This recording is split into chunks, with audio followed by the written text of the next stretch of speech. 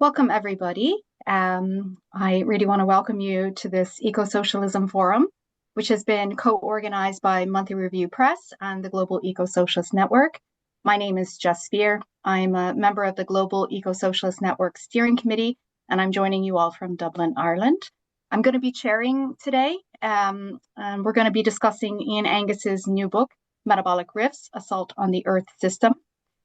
I think over the past 20 years, we've seen increasing evidence that the climate system is more sensitive to increases in atmospheric carbon dioxide concentration than we previously thought. I mean, when I was studying paleoclimate in graduate school in 2008, it was nearly unthinkable that the ice sheets in Antarctica could be destabilized, or that the Atlantic meridional overturning circulation, which acts as a conveyor belt to bring heat from the tropics to the Europe, could potentially collapse this century. It's actually such a devastating consequence that it feels impossible, actually, that it could collapse this century. And we're just on a trajectory heading towards more and more of these hugely impactful climate tipping points being passed. And of course, the threat that we face is from more than just carbon emissions increasing year on year. Capitalism, as Ian's book outlines, is an assault on the Earth system that creates the conditions for complex life, including human life and civilization. And I think Ian makes a really important point at the beginning of his book. And he says, if ecosocialism is to succeed, it must be based on a concrete scientific understanding of how our world has evolved, how it is changing today, and where those changes may take us. The way we build socialism and the kind of socialism that can be built will be profoundly shaped by the state of the planet we must build it on.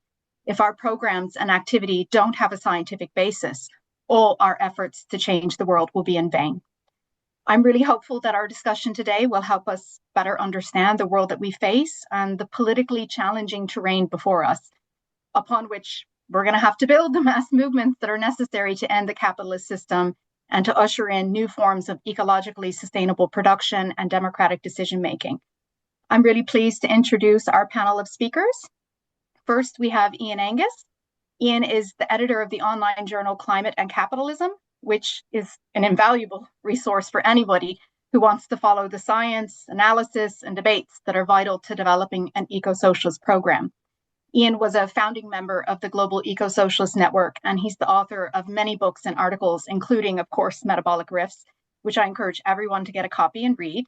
But also The War Against the Commons, Dispossession and Resistance in the Making of Capitalism, and Facing the Anthropocene, Fossil Capitalism and the Crisis of the Earth System. We also have with us today Helena Sheehan. Helena is Professor Emeritus at Dublin City University, where she taught philosophy of science, history of ideas, and media studies in the School of Communication. Some of her more recent books include Marxism and the Philosophy of Science, and This Year is a Wave. We also have with us David McNally. David is Professor of History and Business at the University of Houston and an editor with Spectre, a journal of Marxist theory. Some of his recent books include Slavery and Capitalism, A New Marxist History, and Blood and Money, War, Slavery, Finance, and Empire. And then finally, I'm very pleased to introduce you to Inea Lehner. Inea is an agroecologist, anti-imperialist, eco-socialist educator, and organizer at Climate Vanguard, which is a youth-led organization that's empowering youth movements through radical political education. Her most recent articles include Eco-Socialist Strategy Against Imperialism and Eco-Modernism, and From the Ground Up, Exploring the Potential Contribution of Citizens' Assemblies in Radical Food System Transformation. I think we have a great panel before us, and I'm really interested to hear all of your presentations. We're going to start with Ian for 15 minutes to start, and then each of our panelists will speak for 7 minutes each. And then after the speakers are finished, we're going to take questions from the audience. And I would ask that you put them into the chat. And so with that, I invite Ian to begin your presentation. Well, thank you very much, Jess, for that introduction. I'm speaking to you from Eastern Ontario, which is in the unceded and unsurrendered traditional territory of the Anishinaabe Algonquin people, who have inhabited and cared for these lands since time immemorial. I begin by expressing my gratitude and respect for them. I want to thank Monthly Review Press for publishing Metabolic Rifts This is the fourth book I've published with MR, and every time I have found working with them to be a quite wonderful experience as an author. And of course, I want to thank the Global Ecosocialist Network for organizing today's event as well. I've been a member of GEN since it was founded, and I strongly recommend it as a place and a framework for eco-socialist discussion and education. You know, it's hard to believe now, but until about 25 years ago, it was pretty widely agreed by Marxists and non-Marxists alike that Karl Marx had very little to say about the natural world, that he simply didn't care about the destruction of the environment. For example, in 1993, the editor of New Left Review, one of the top journals of the left, wrote, quote, "Problems of the interaction of human species with its terrestrial environment were essentially absent from classical Marxism." And that was a very widely held view. At the turn of the century, Paul Burkett in Marx and Nature and John Bellamy Foster in Marx's Ecology overturned that misconception completely. They showed that, contrary to conventional assumptions, Marx's work included a powerful ecological critique of capitalism. Foster, in particular, demonstrated the importance of metabolism and metabolic rift in Marx's analysis. And since then, as historian Andreas Malm has written, one Marxist line of inquiry into environmental problems has outshone all others in creativity and productivity: the theory of metabolic rift. In my new book, I don't spend a great deal of time trying to prove that Marx and Engels were ecological thinkers, nor do I spend much time polemicizing with people who reject Marxism in general or metabolic rift theory in particular. Other writers have done those things very well. There's a lot of things you can read on those questions. My goal, rather, was to discuss what modern science tells us about what Marx called the universal metabolism of nature, and to show how rifts and disruption in that metabolism are causing global environmental crises today on a scale Marx could not have foreseen. So what is a metabolic rift? All living things, from single-celled bacteria and fungi to humans, giant redwood trees, and blue whales, exist by taking matter and energy from their environments, using it to build and maintain themselves, and excreting it in forms that are then used by other living things. As Friedrich Engels, Marx's longtime comrade, wrote, the essential characteristic of living organisms is, quote, continual metabolic exchange with the natural environment outside of them.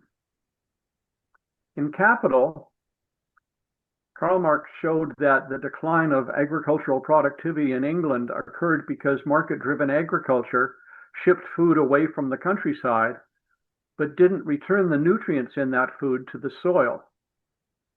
The metabolic connection between plants and the soil was broken, causing a long-term decline in soil fertility and a need for massive amounts of artificial fertilizers. Well, that nutrient cycle, the one that Marx described, was only one of many circular processes that we know make life possible. At one extreme,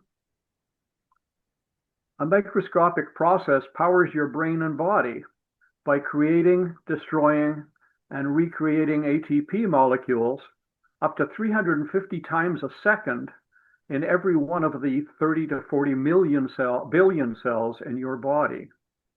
And that may be trillion. I might have the wrong number there, right? Wrong consonant there. I think so.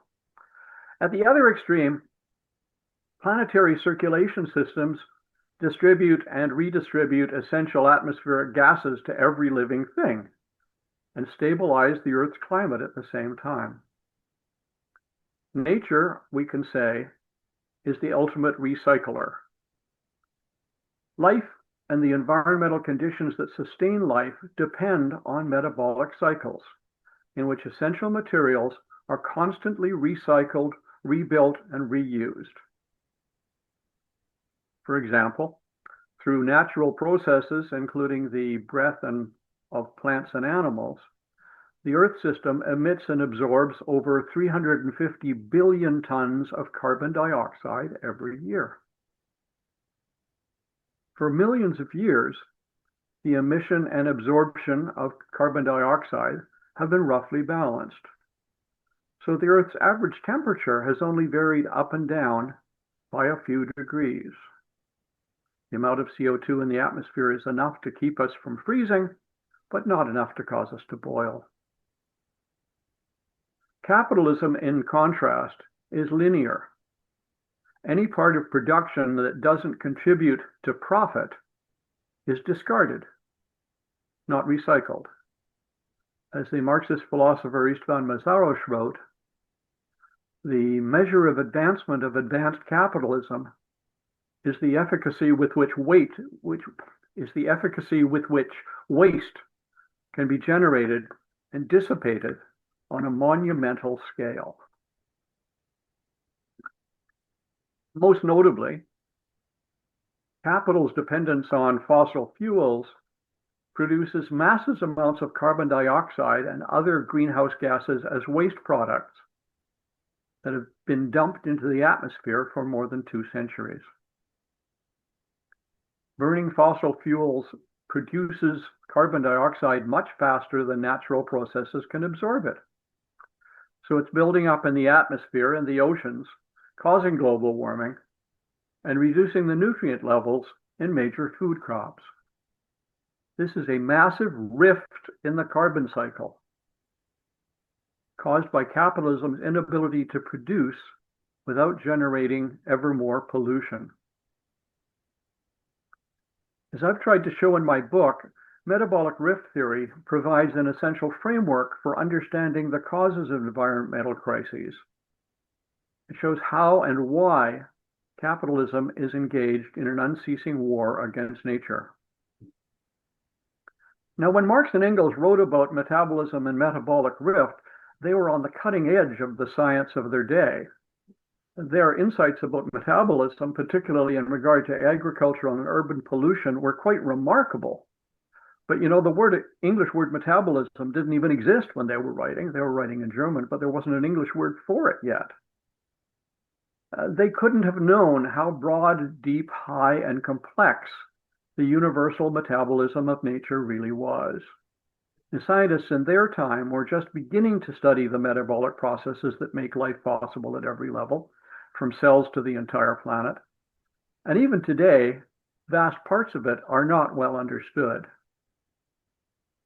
But Marx and Engels grasped the essence of the matter. Their insights provide a framework for understanding what is happening in the Earth system today. Above all, we now understand the vital importance of metabolic rifts in forming and maintaining the entire Earth system, from the deepest oceans to the top of the atmosphere.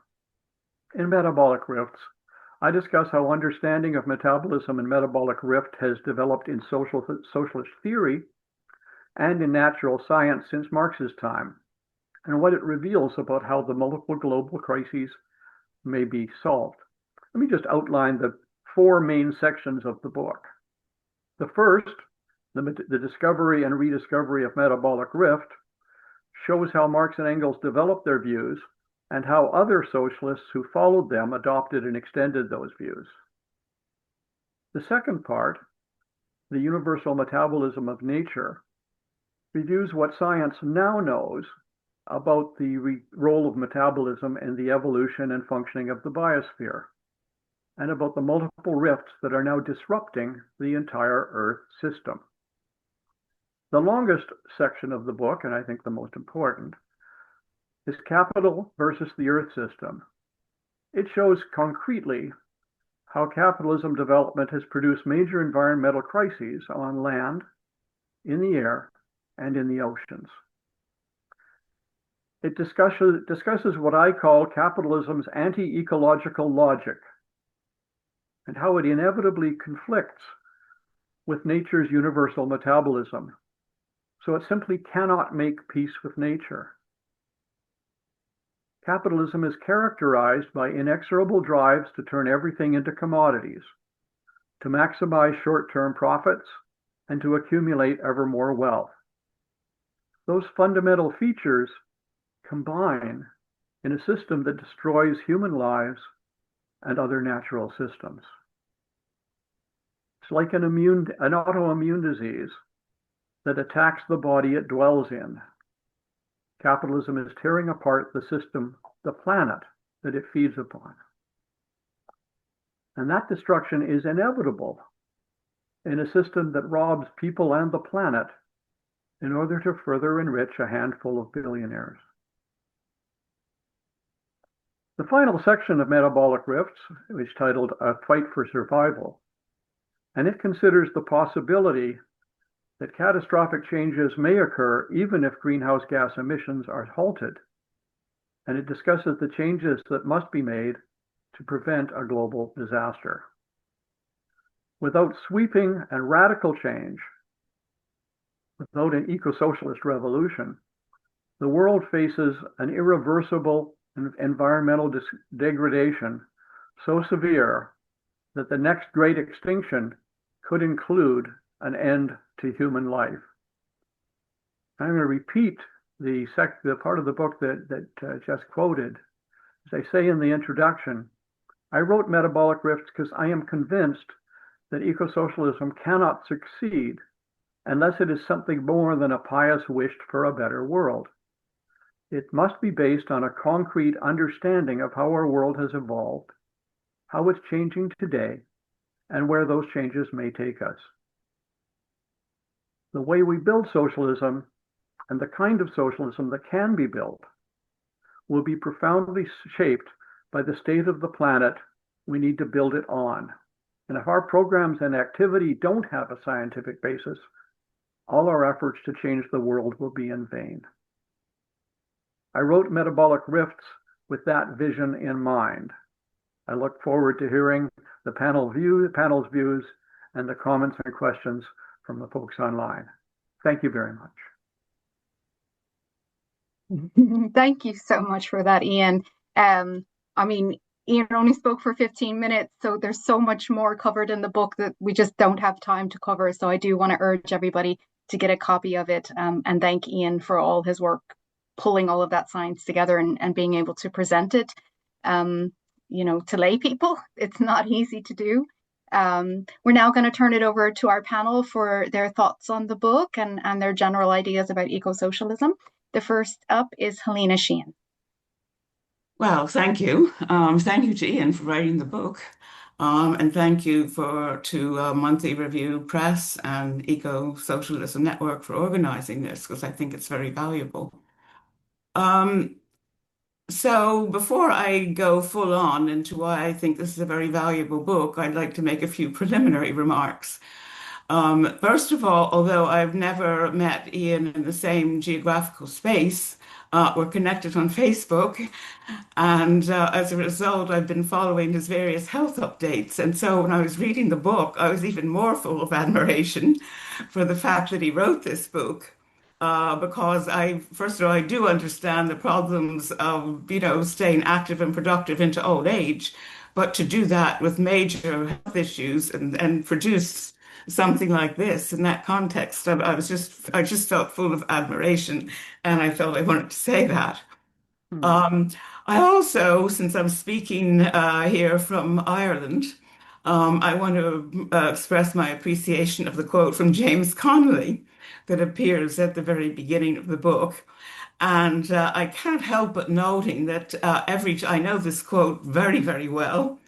And I can't help but note that every time those words go into my mind, I hear the big booming voice of my partner, who died 2 years ago. And he was a great street orator. He's a leading figure in the trade union and political left here in Ireland. And he often ended his speeches with this quote from Connolly.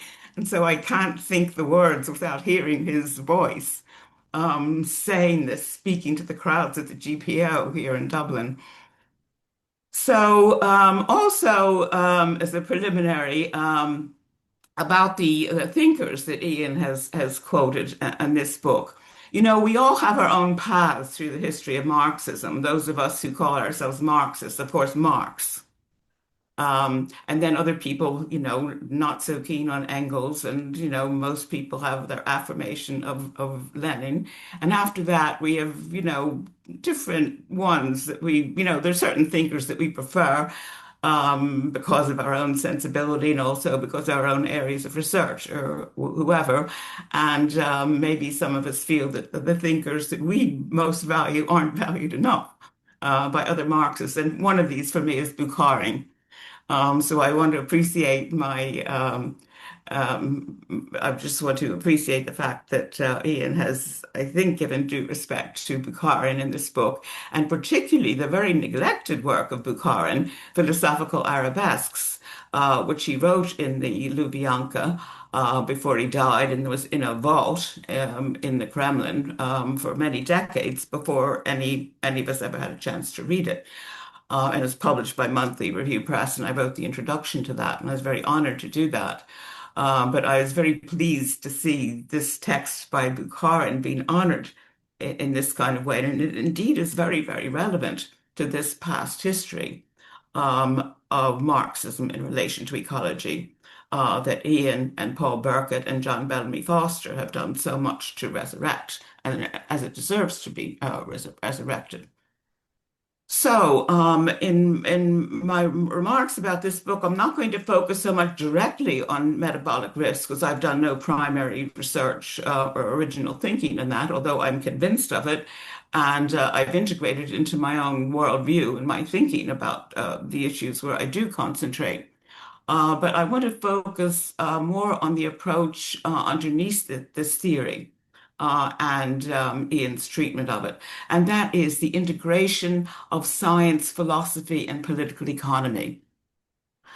The issue with science, through the history of science, is that it's more in the whole history of the intellectual division of labor.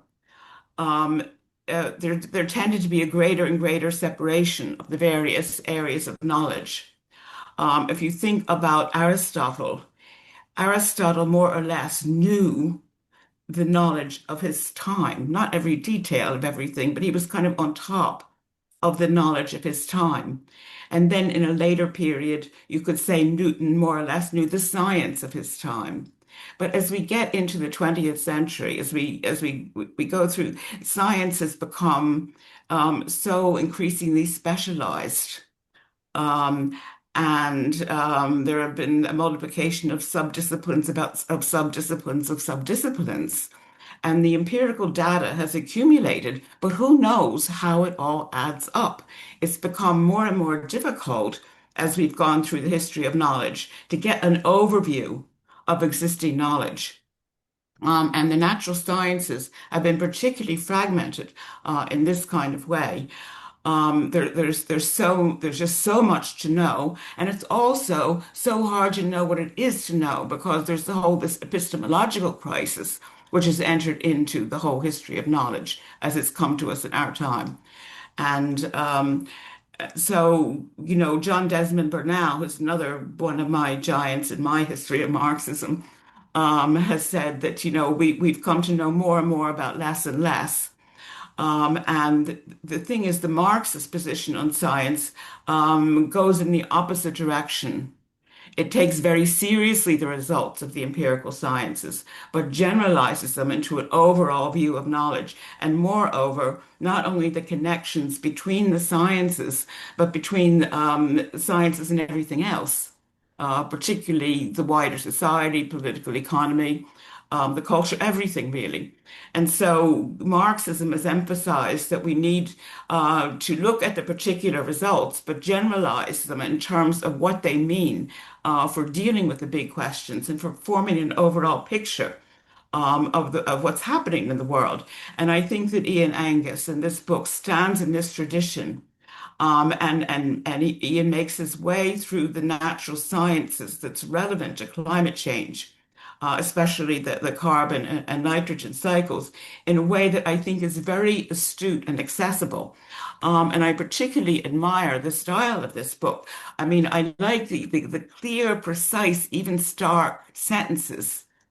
There's no watering down of the science, but it clarifies and communicates it in a way that's very, very important because this is our world that's at stake here, and I think Ian makes the case really effectively in his whole methodological approach in terms of the interaction of science and philosophy and political economy, but even in his writing style in a way that I think is very valuable. So this is underpinned by an attitude, an approach to philosophy. And I think that Marxism has made the case that there is an optimal and appropriate philosophy for science. And Marxism has taken very seriously the question of epistemological criteria, emphasized attention to empirical results, but a refusal to be paralyzed by the particular empirical results, as is the way of positivism and neo-positivism, and to move to a philosophy of emergent levels, a dynamic, interactionist, integral philosophy. And I think that Ian Angus in this book is animated by this kind of philosophy of science that's underneath the way he approaches the relevant sciences. And of course, political economy is essential in clarifying the nature of the system that's riddled with contradictions. And as Ian says so clearly, so starkly, depending on the natural world while simultaneously destroying it. This is so stark. This is so serious, so dangerous. And this system that's doing this is, moreover, a system that is structurally constraining systemic thinking, as well as the systemic action that's required to deal with the nature of the system, this contradictory, destructive, decadent system. And this is why we need Marxism to counter that. The crises of recent years, particularly the shocks of the pandemic and climate breakdown, have highlighted that there are problems that cannot be solved within this system, that is capitalism. And our voices are the clearest voices saying this, and we need to extend our reach. And all of these efforts, webinars like this and books like this are an attempt to do that. And that is what Marxism has to offer in this world of crises. Actually, I'm finding these days, I hate to admit this, but the whole geopolitical scenario is so disturbing, so outrageous, that I find it very increasingly difficult to focus on ecological issues, as stark as they are. Because of this geopolitical cascading chaos of one attack after another on the very basis of civilization, and this empire that's wreaking havoc on its way down, and the task of those of us who see this in a kind of overview are just so pressing, and yet our voices seem so marginal compared to what we need them to be. But we need to do whatever we can to assert the centrality of the ecological dimension and to show its relation to all of the other forces that are in motion, because they are interrelated. And we Marxists are the ones that understand the interrelations. So Marxism provides context, depth, perspective. It puts forward not only a systemic analysis of the problems and their interconnections, but also a path to systemic solutions. And this is where this book by Ian Angus makes such a strong contribution. And I thank you for it. Thank you so much, Helena, for those remarks. I share your feelings about the geopolitical situation. I think it's probably weighing on everybody's mind. I'm going to turn it over to David McNally, but also I want to remind everybody that if you have any questions, please put those into the chat because when we finish with our panelists, we'll turn it over to some questions. So, David, if you want to get started. Thanks so much, Jess. And a huge shout out to Ian for this phenomenal book. Big thanks to Monthly Review Press and the Global Ecosocialist Network. These kinds of conversations, particularly in this moment, for exactly the reasons that Helena was explaining, are absolutely critical. I'm going to play a little fast and loose as a historian and a political economist by starting with Ian's final chapter in Metabolic Rifts called We Only Want the Earth, but also connecting it to Ian's previous book. Many of you will know that in 2023, Ian published The War Against the Commons. And as a historian and political economist, I see a really intimate connection between these two works. And this is something that Ian may want to come back and comment on during the discussion period. But The War Against the Commons is Ian's really great historical dive into what is generally called primitive accumulation. Although I must say that Ian has pointed out in a truly important article that the better rendering of Marx's term is original expropriation. That is to say, the expropriation of the direct producers from the land, their proletarianization by being rendered propertyless.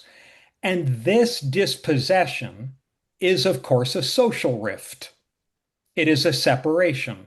It's the separation of the direct producers from the means of production.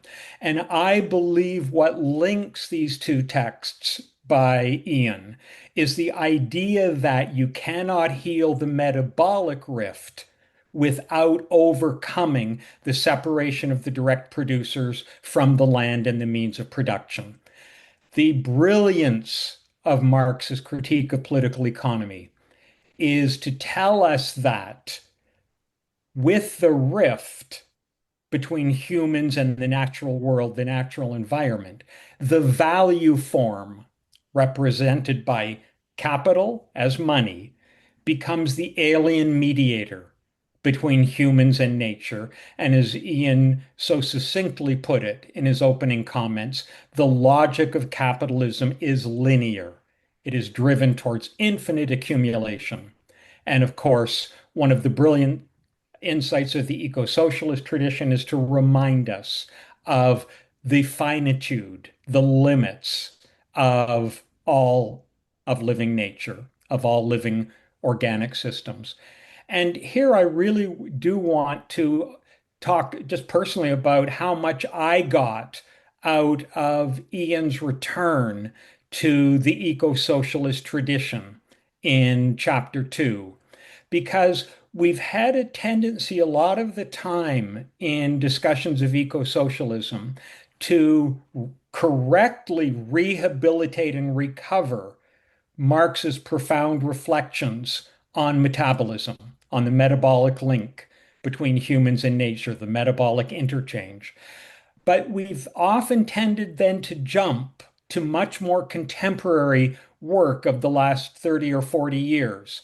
And what Ian is telling us in his second chapter on the eco-socialist tradition is that there are sometimes profound eco-socialist insights within a variety of texts within the international socialist tradition after Marx. And he singles three out for us. August Bebel's Woman in Socialism from 1879, and he shows us the eco-socialist strains that run through that text. He then turns to Karl Kautsky's The Agrarian Question from 1899 and demonstrates how in the critique of capitalist agriculture, Kautsky is very aware of the finitude of the earth in contradiction to the infinite accumulative drive of capital.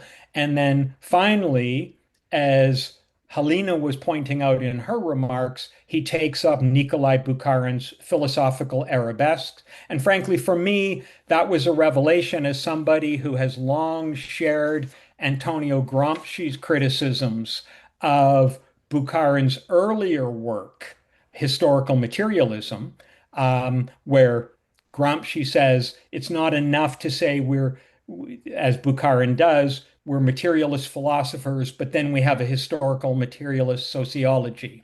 Um, but in this text, it seems to me that Bukharin has really taken to heart, and Helena suggests this in her own introduction, Lenin's philosophical notebooks, Lenin's deep engagement with dialectics, and Bukharin is in some ways really trying to overcome some of the shortcomings that Gramsci had pointed to. So personally, I found this extremely valuable.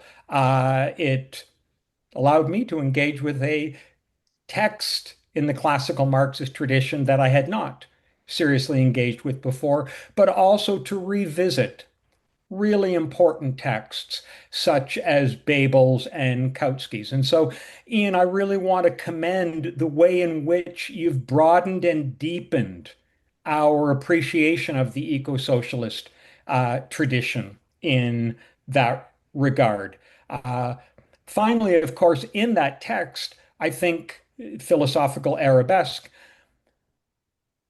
Bukharin really comes to terms with Marx's emphasis on the active side of human engagement with the world, because, of course, this is critical for the political perspective that Ian was laying out.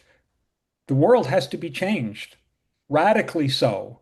And I think readers will really appreciate the spirit of what I'm going to return to now, which is to say, the dictum, we only want the earth, because it moves us from the profound intellectual and scientific appreciation of the global ecological crisis which capitalism has plunged us into. And I want to emphasize this. Ian is clear. It's not impending. The crisis is here. It's not something that lies down the road.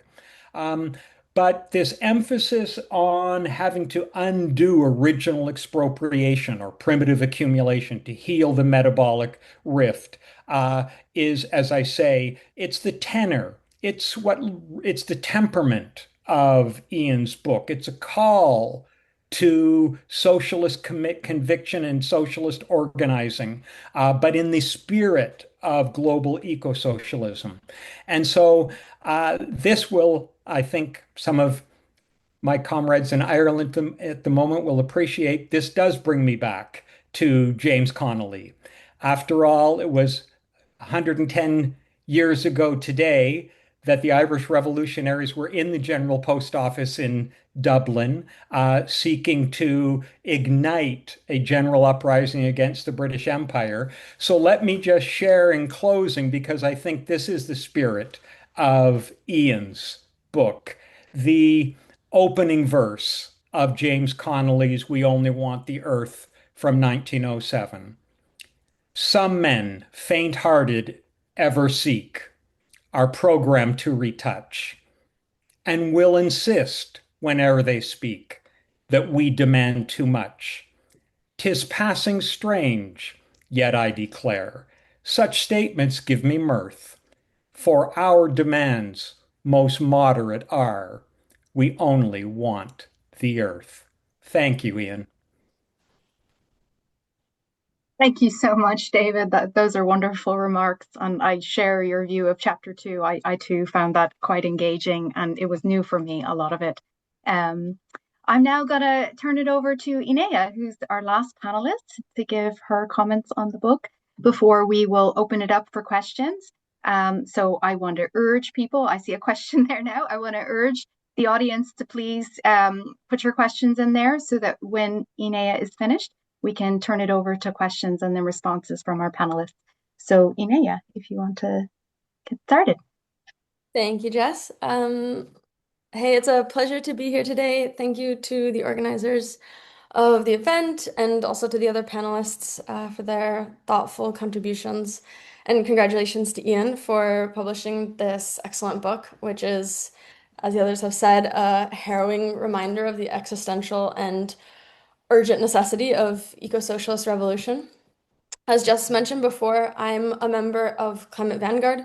We are a youth-led anti-capitalist, anti-imperialist, and eco-socialist organization working to empower youth movements through revolutionary political education. And we do this through a range of different forms, including bite-sized political education on social media, accessible conjunctural and theoretical analysis in the form of short reports written for a youth movement audience, and a multi-month-long intensive eco-socialist training program for youth organizers in Britain called Comet. And as our name alludes to, Climate Vanguard, the climate crisis played a major role in my own and my comrades' political journeys. We were all active in the surge of the youth climate movement in the late 2010s and early 2020s. And it was our concern about ecological breakdown, our involvement in movements that were fighting against it, and the realization that our mainstream university educations had very little to say about what was truly driving the crisis or what could be done to actually mitigate it, that we found our way through personal study to Marxism. And in the process, we became increasingly aware of the gap between the analysis and strategic tools that Marxism provides and the dominant ideological and strategic frameworks guiding the movements that we were a part of. We were among so many young people who were extremely motivated to take action in the name of climate justice, but who were never provided a political education that sought to break the spell of liberalism and moralism that obscure capitalism as the root cause of climate and ecological breakdown, and thus also prevent the development of revolutionary consciousness and organization. So we founded Climate Vanguard in the hopes of helping to provide that kind of political education and clarity to climate organizers and then politicized young people more broadly. And as many of you probably know, the climate movement has experienced a profound demobilization in the last 5-6 years. And there are many reasons for this, including the pandemic and increased repression. But I think first and foremost, its strategic shortcomings really came to a head because rather than building social power that is necessary to end the dictatorship of capital and take our collective reproduction into our own hands, climate movements continued to focus on more or less nicely asking the ruling class to do the right thing and reduce emissions, which of course is at odds with the material basis of their power. But as others have mentioned, the ebb of the climate movement has by no means meant that political activity overall decreased. Quite the opposite. The last years have seen moments of massive, energetic, popular mobilizations, like after the police murder of George Floyd in the US, in the face of the far-right rising in many different countries, and of course, in response to the US Zionist genocide in Palestine. And many of the people who have taken part in these movements first cut their teeth in climate activism or at some point were involved in it. But it's fair to say that climate has indeed slipped down the list of political priorities. And this is the case in grassroots political work, as working people have been faced with the cost of living crisis and trying to stop a live stream genocide. And it is evident in the decisions of policymakers who have scrapped most ecological measures in favor of rearmament, for example. So in this context, Metabolic Rifts is a critical reminder that all of the issues we're organizing around now, from imperialist wars and racist police violence to extortionate rents and food prices, they're all inextricably linked to capital's assault on the Earth system. And our movements cannot lose sight of the necessity to halt this assault if we are to build a better eco-socialist world. I'll also add that as someone who grew up on a small organic family farm that was surrounded by industrially managed corn and soy monocrops as far as the eye could see, I greatly appreciated the book's very serious engagement with agriculture. And I really wish that my professors and peers in my agricultural sciences programs would read this book and liberate themselves from the fantasy that it is AI that is in fact going to save agriculture in the 21st century. Much in contrast, I was really encouraged by the book's holistic approach to the ecological crisis that we're facing.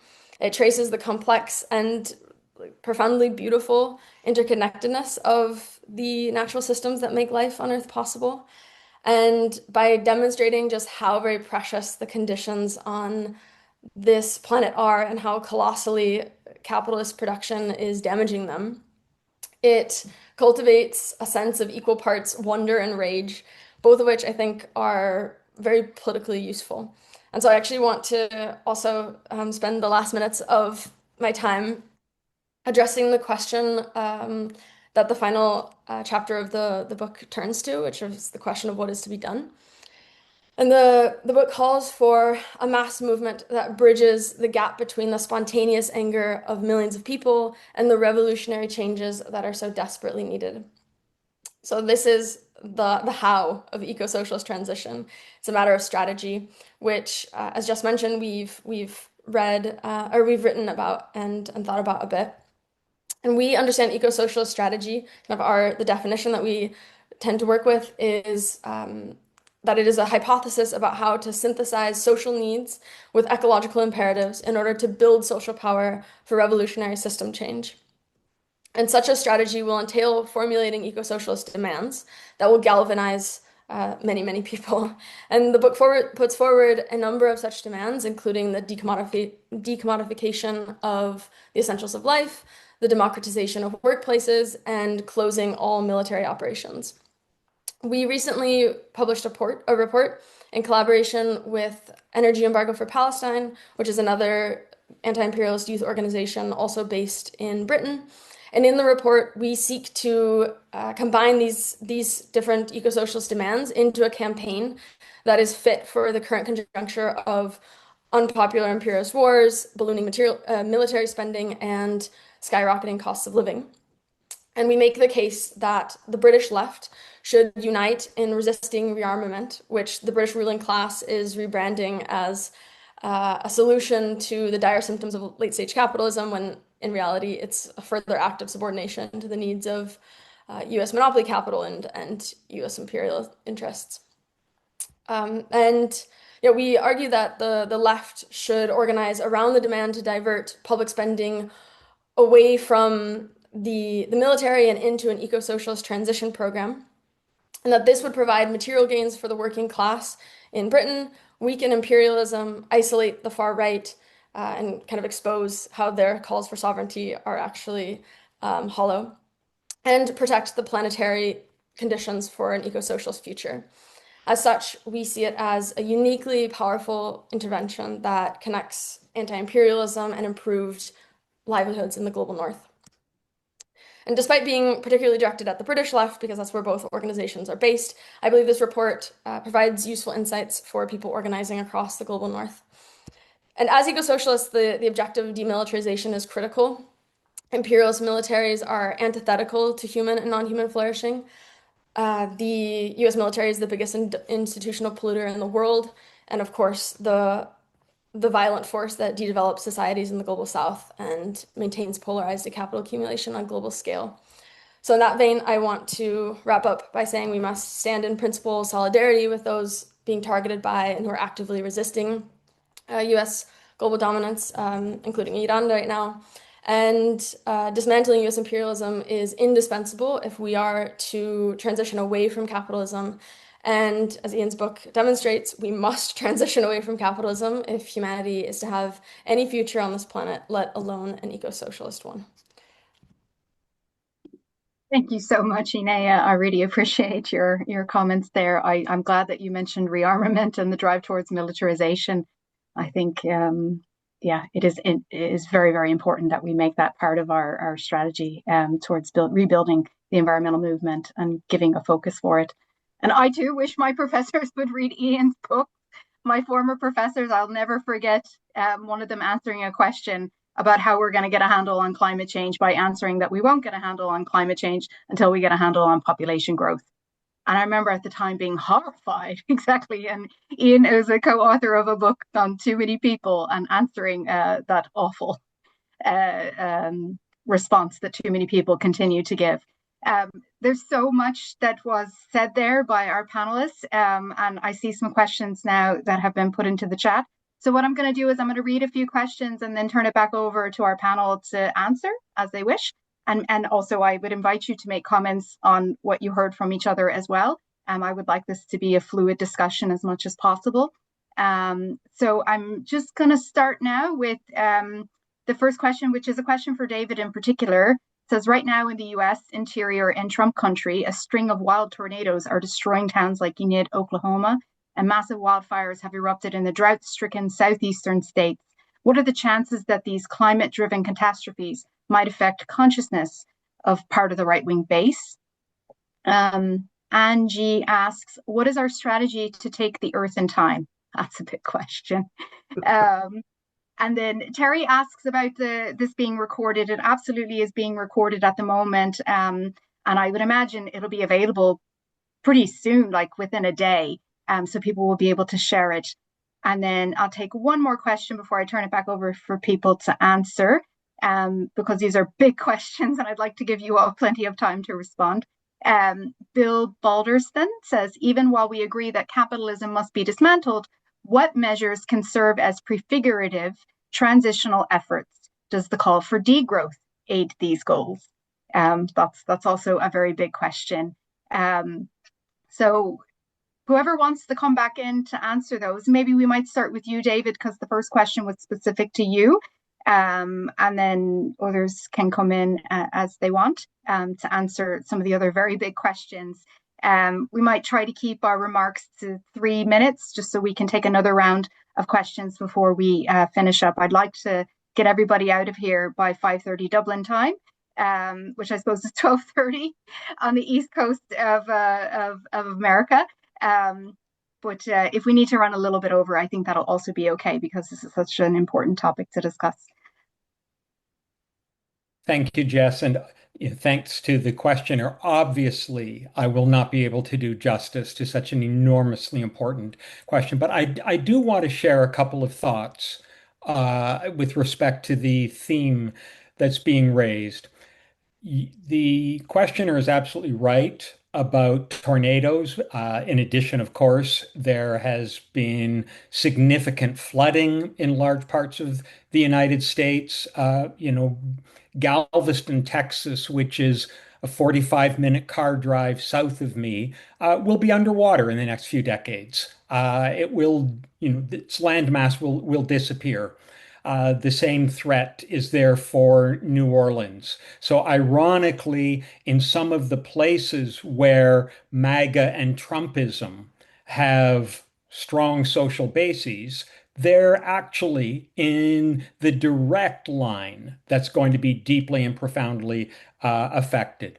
The biggest problem that confronts all social movements in the United States right now is a matter of confidence and organization.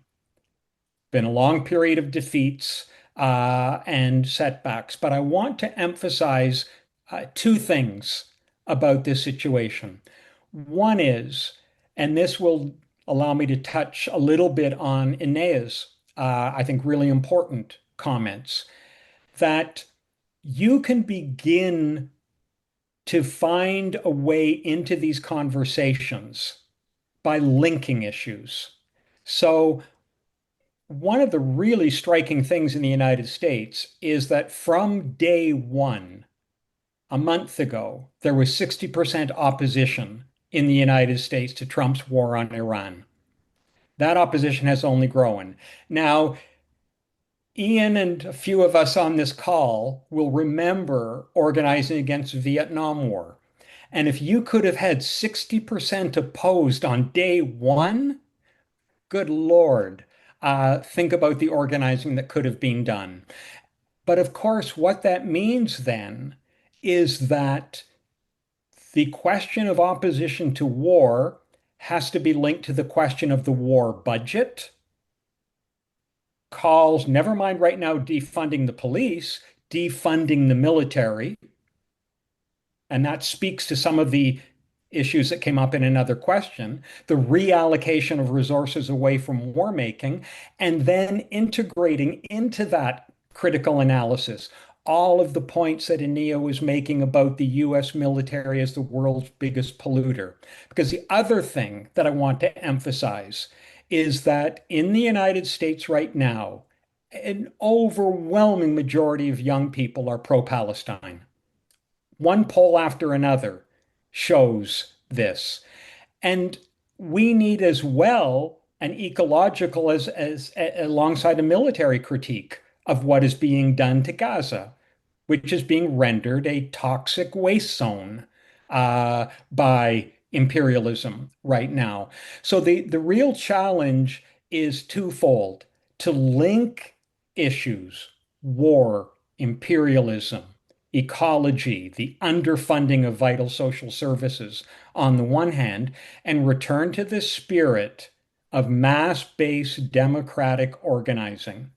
It's how the mass movement against the war in Vietnam operated. And I will tell you this, that sensibility is out there among young people in the United States. And I take Ian's call in the final part of the book to be consonant with this, the idea of mass movements which are integrating analysis of key issues and which are oriented to democratic forms of mass organization. Thanks, David. Does anybody else want to comment on any of the questions that were asked? Go ahead, Helena.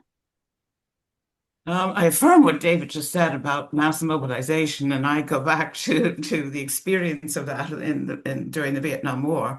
And the thing about a lot of people, my generation, who got involved in organizing against the Vietnam War, it opened everything.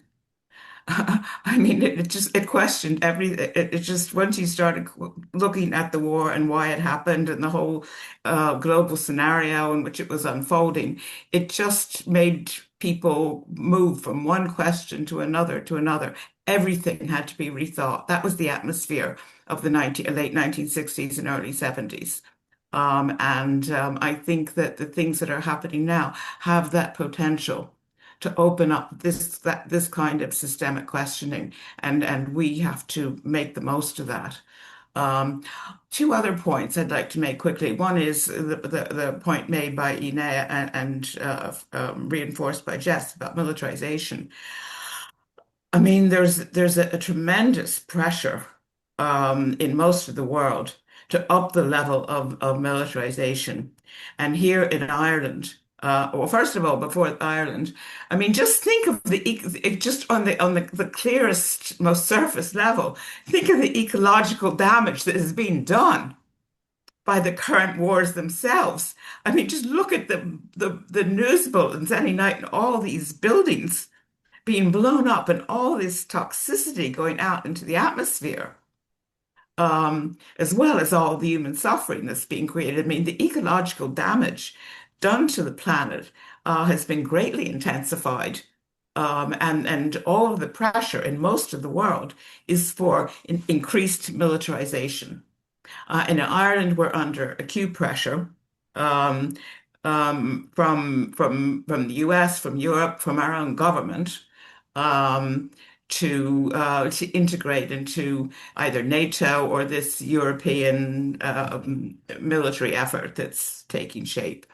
Our presidential election was a kind of referendum on that. We had, clear positions for and against that were being articulated, and our side won. But the other sides still have the government, and we still have enormous pressure. We could actually win a straight referendum on that, I believe. But that's a really core fight that we have here in Ireland. I mean, we're a small country. I mean, how much difference would it make, going the one way or another? It would make a difference, but it's not that we have that many bullets or that many soldiers, or that many tanks. They just don't want any country like Ireland to stand outside of all of this. And in terms of standing outside it, there's one big thing not mentioned so far, and that's China. Since the reform and opening up, China opened to capitalism and a great push towards industrialization. And that was the major focus. And there was great ecological damage done in China during that period. And China has rethought that. And when China decides something, they tend to do it in a really big way.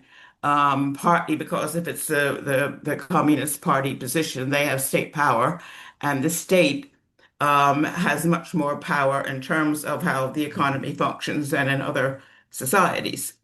And they have really made serious efforts in terms of what they call ecological civilization.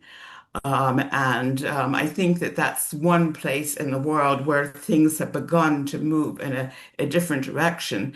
And it sometimes helps me when I just see how bleak the whole scenario in the rest of the world is to see one place where things have made a kind of turn in an eco-socialist direction. They take the whole theory of eco-socialism extremely seriously in China now. And I watch a lot of Chinese TV drama, and there's one drama that actually shows the battle over development at all costs and the ecological dimension in a certain province, and all the ways that this has been playing out in China. I mean, it's not a totally smooth path either, but there has been a serious change in direction that I think we need to factor in terms of what possibilities are if the left has state power over the economy and what can be done.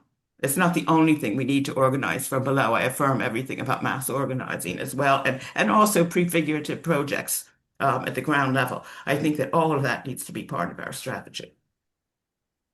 Thanks, Helena. You'll have to share the name of that Chinese Yes. show. It sounds super interesting. Yeah.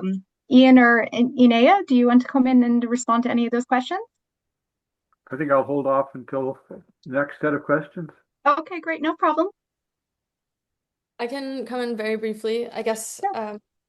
I think especially the element of time was spoken to in this question of what is our strategy to take the Earth in time. And of course, I mean, as Ian's book reminds us, it's the timeline is bleak, and to say it very euphemistically. And I think this is definitely a contradiction that we face and is terrifying if we let ourselves feel it, which I think we should. But I think we can't forget that on the one hand, social change, it's a protracted struggle, and we can't predict when leaps will happen, but we have to struggle or continue to struggle with the perspective in mind that there are decades when nothing happened and weeks when decades happen, and that without building the types of organization that, as the others were just saying, can assume power, we won't be able to take advantage of or like create those weeks when decades happen. And this is also why we think it's really important to focus on issues and definitely continue to read the conjuncture and be attuned to shifting conditions in order to build campaigns that, as David was saying, synthesize issues and speak to people's material interests, but also weave a broader story of I think purpose as well, and kind of like what we're struggling for, and create a positive political vision of the future. This is something to this other question of like degrowth that I think the degrowth community can do quite well. I think it's quite a diverse school of thought that has a lot of different elements, but I think one thing that degrowth does do quite well is painting a picture of another world, which I think ecosocialism does as well. But degrowth has brought some people into the eco-socialist umbrella as well. I'll leave it there. Thanks, Ina. Okay, I will look at some of there's lots of questions in here. I'm going to read them and our speakers can respond, or if you want to respond to other things, that's also fine. Steve Lee asks, nuclear power is presented as a solution to the climate crisis. What's the panel's view of that? That's a recurring debate for us in Ireland, and I'm sure it is elsewhere. Marcia Rummel asks, she's interested on thoughts on recent public debates on AI.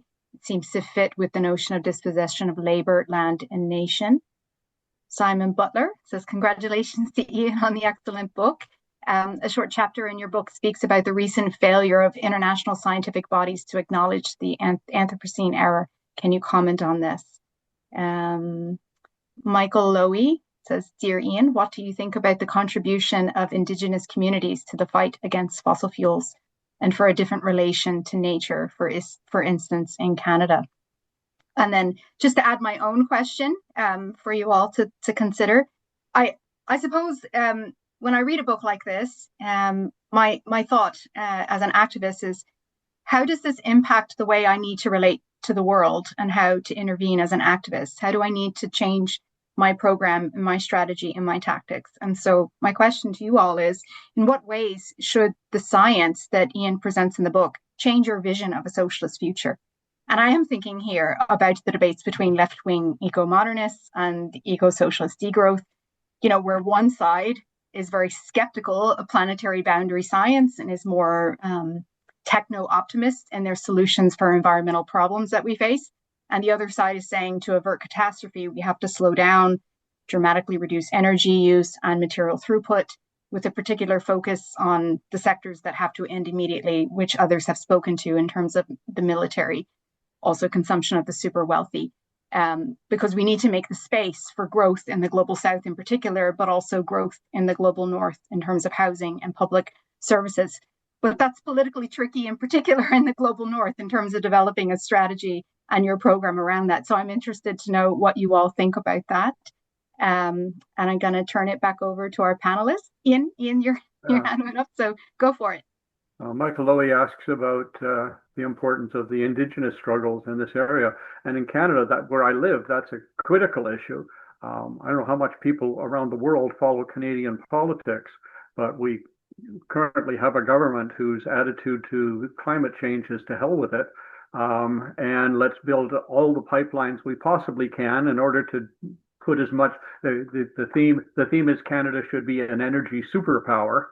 And there's currently major proposals for new pipelines from Alberta, where the tar sands are, across the mountains to the Pacific, in order to ship gas and natural gas and petroleum to other countries. And in fact, in many ways, our biggest hope in the short term for stopping those is the Indigenous communities in British Columbia, who have stood up very strongly against pipelines through their territories and against modifications of the coastline, which is a very sensitive coastline where they're proposing to put major developments in terms of natural gas exports. So the Indigenous movements have played a very big role in Canada. I think very much a vanguard role in the climate movement, when the rest of the movement has been rather passive. They have been fighting certainly for survival of their own communities. And we see this right across the board. There's an article actually in the newspapers yesterday here about how climate change has resulted in beavers moving much farther north in Canada. And beavers are environment engineers. They change the entire ecology of wildlands, and the result has been serious interference with hunting and fishing in considerable parts of the Canadian North already. As was said before, this is not the climate crisis and the global ecological crisis isn't something that's going to happen. It's something that is already happening profoundly. And Indigenous people, and I say in Canada, but I think worldwide, are playing utterly critical roles in that fight. So I think that's something we need to do. Let me just say more generally, I think it's utterly critical. We're talking about how do our programs evolve. Well, one of the big factors with climate change and the globe and all of the other global crises we face, it's very hard to build movements specifically around any one of them because the changes that are required are so big. But that's also a benefit because it means that every struggle we're involved in has an ecological dimension.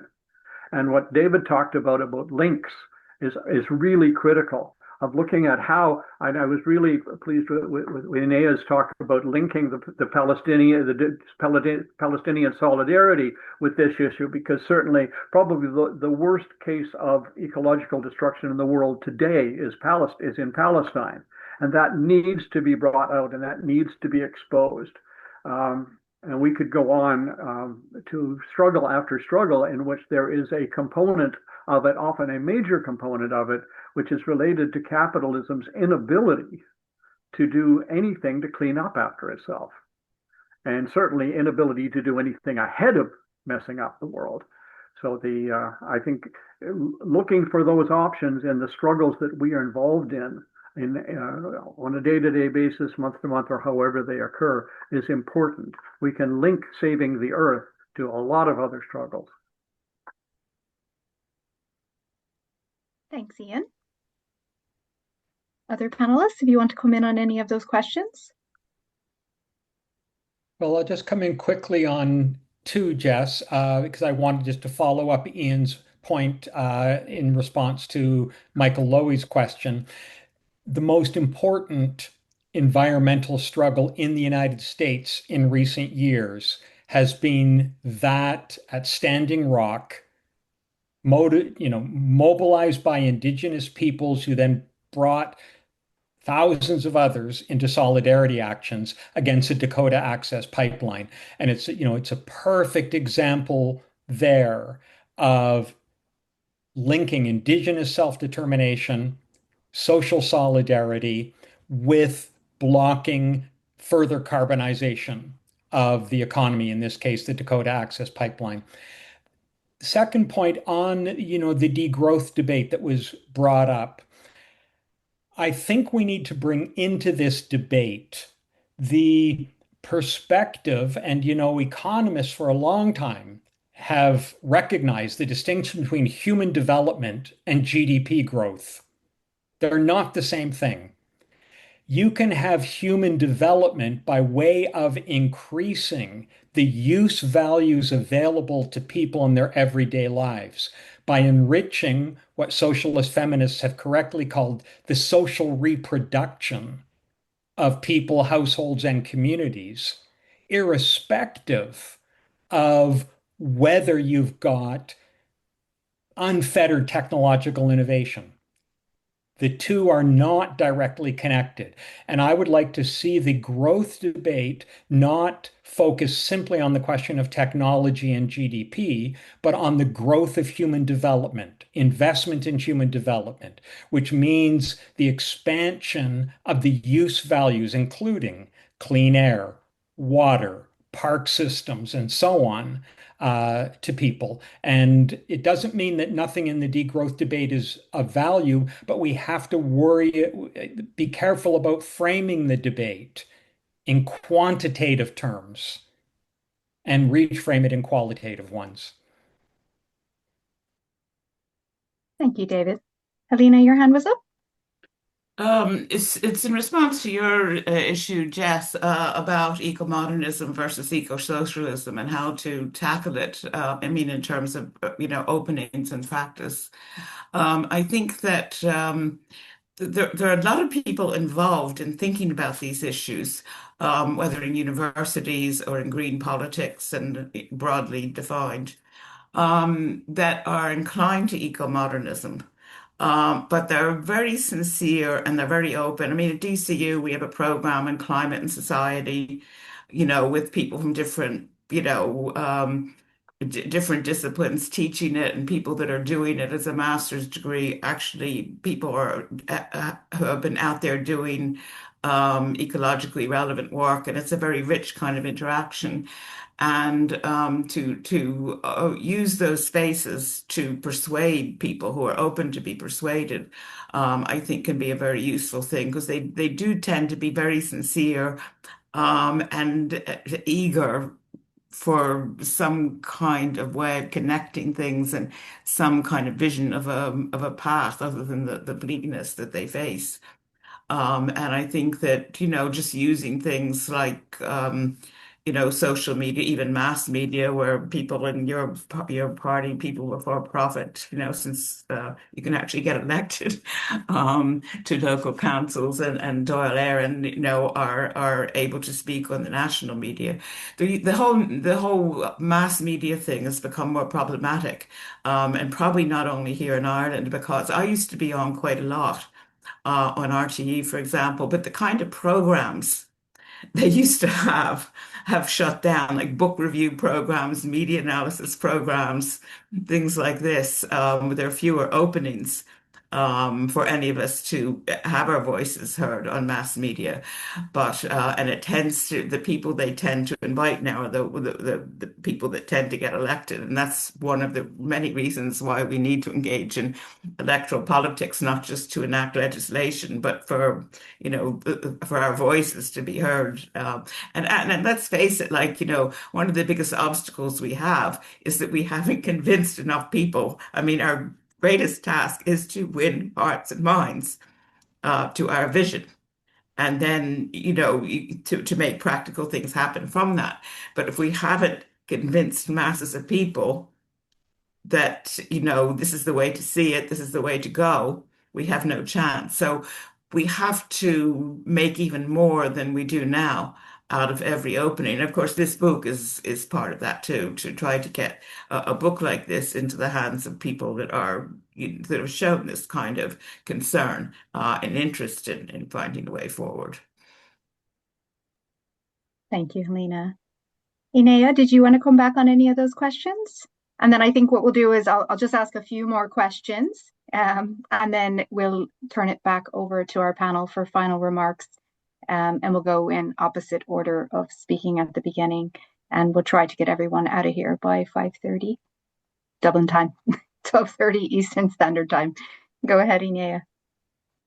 Yeah, I think one thing that I think the book does very well is show that in order to heal or overcome the metabolic rift,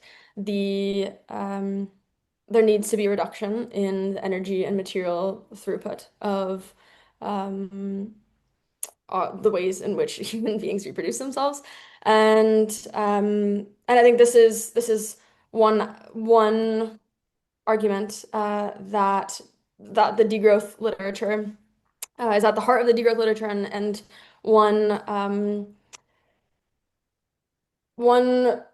idea that they have done a service in popularizing.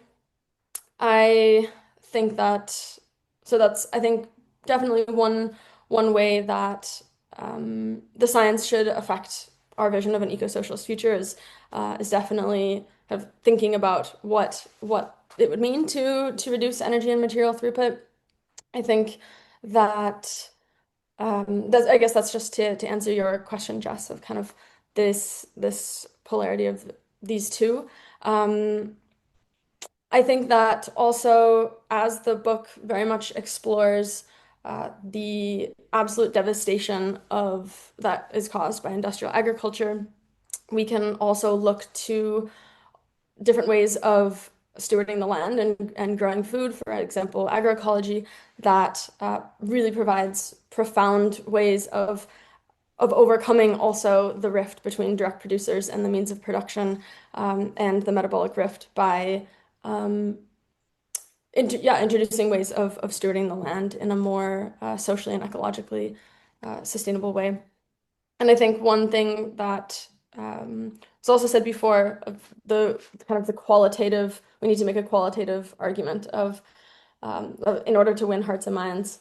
I think this is very much a matter of asking people and encouraging people to think about what does it mean, what does the good life mean, what gives your life meaning, and this is something that we also tried to do in our political education work. Yeah, I think I'll just. Thanks for that, Inea.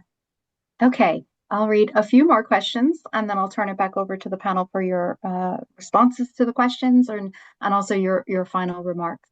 An anonymous person says, capitalism is not the origins of our metabolic rift. The world was not somehow ecological before capitalism. Are there important insights into the making of ecological society that can be garnered by connecting the ecology a pre-capitalist economic arrangements with those specific to capitalism. Brian Drolet says, don't we need to shift focus from organizing for crisis and crisis avoidance and towards organizing for revolution, i.e. linking all the destructiveness people see to private ownership of the means of production, for starters? Perhaps it is a question of pathways to a strategy versus dead-end streets. Among the dead ends, social democracy and also an identity politics not linked to an understanding of the connectivity of capitalism's global destructions. And then I'll pick one more question. There's a lot here, but you're not going to be able to answer them all in the final remarks, but I do want to ask them also for other people to think about. One person had asked about basically we had run out of time. So if we needed to halve emissions by 2030 and be at net zero, and I think we all have a big, questions over the term net zero and the use of net zero by 2050, doesn't that mean it's game over?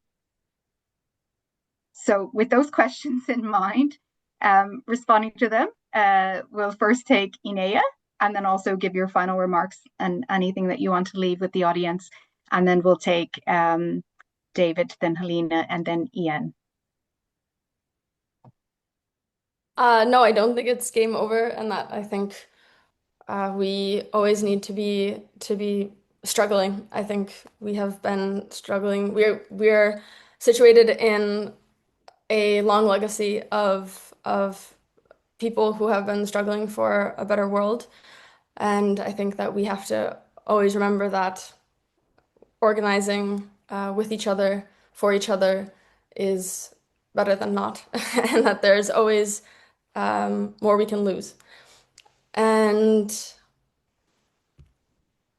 I don't know if I have much more to say than that. I think that can be my closing remarks. Yeah, thank you so much. Thank you so much, Inea. We really appreciate your remarks and your contributions today. Go ahead. I think it's Helena. Okay, there are just so many questions and so little time to answer them. I'm not even going to make an attempt to address anything, just accept that final game over notion. I mean, you look at just look at the world, look at the news any given day, look at the ecological statistics. I mean, it can all feel very apocalyptic, and we can't either romanticize the primitive or gloss over the bleakness and destructiveness that we face. But at the same time, what else is there to do but to struggle, to look at it clearly, to name it, to do everything in our power. I mean, it feels like they are just so powerful and we are so powerless in comparison, but we have some power. And it's just all we can do is to exert our vision and our ability to organize as best we can. I just can't see anything else to do except just die, which we'll do anyway, of course. Some of us sooner than others, but it does feel like game over when you see the statistics sometimes.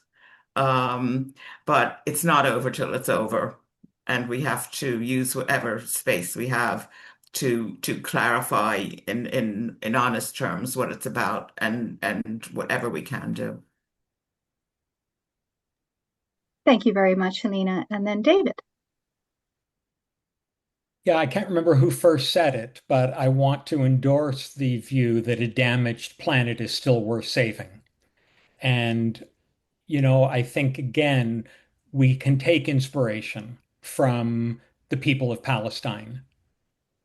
Notwithstanding the enormous destruction and devastation of their homeland, they still fight for it.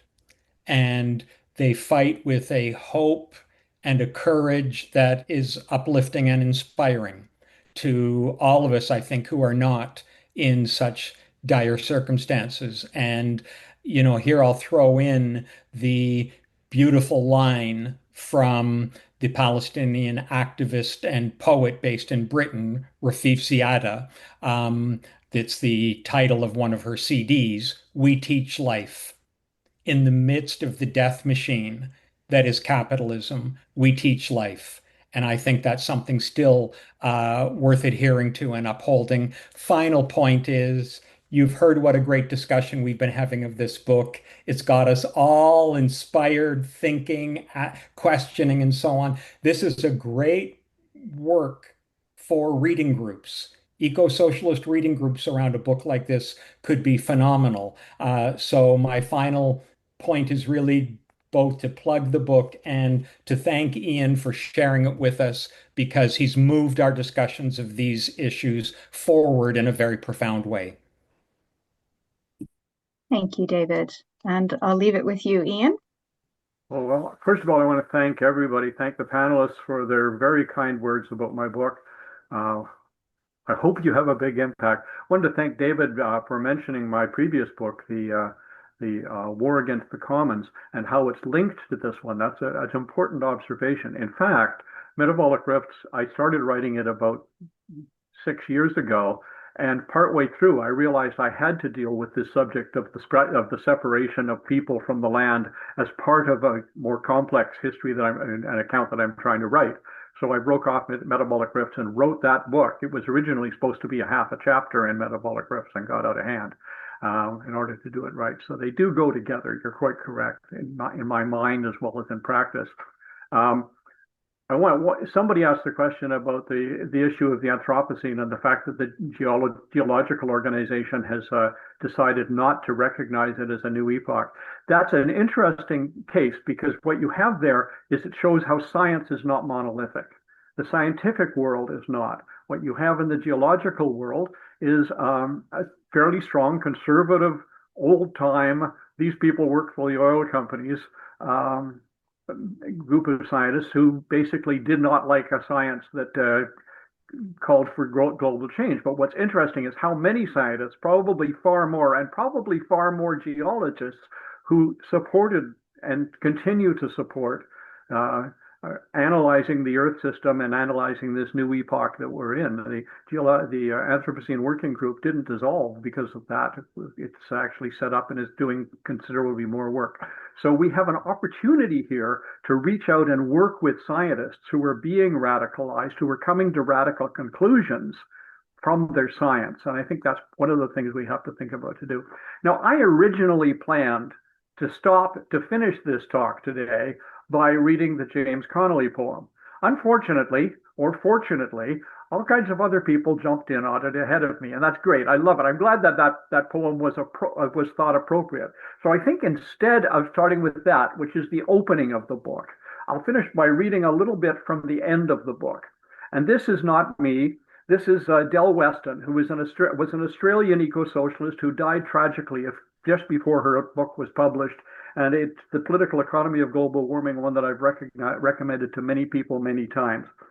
And she said, "We can choose to fiddle while the globe burns, to be afraid to be called alarmists, to be secure in the knowledge that we in the West will not be so immediately and devastatingly affected by global warming.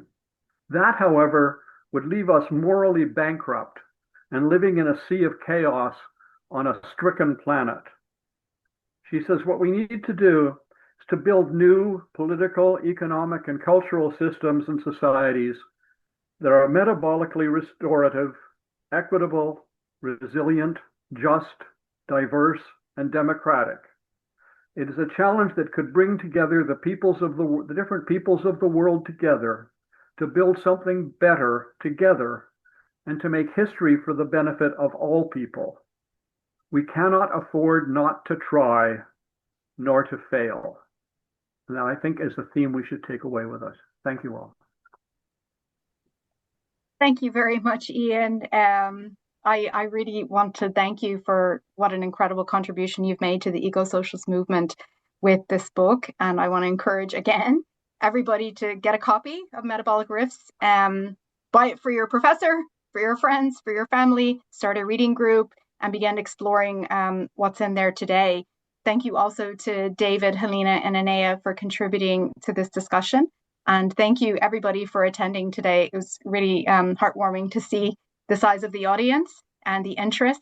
And I especially want to also thank Rebecca at Monthly Review Press, who's working behind the scenes to ensure that the meeting is running smoothly and will be recorded for others to watch and for all of you to share. And lastly, just if you're interested to continue being a part of these kinds of discussions, I encourage you all to join the Global Ecosocialist Network. We're an international association of socialists formed in response to the catastrophic ecological crisis that's rapidly engulfing our world. At the moment, we're meeting twice a year, and we organize forums such as this one to help bring the centrality of the eco-socialist crises to a wider audience of activists and people who are just generally concerned. You can find us at globalecosocialistnetwork.net, or just you can Google it. If you're in an organization and you're not yet affiliated to GEN, I encourage you to ask your organization to affiliate and help us build the network. As Inea said, we have to continue building even when the movements are not there, so that we're prepared when they are. And we find this global dialogue valuable. So thank you, everybody, for coming today. And thanks again, Ian, for a wonderful book.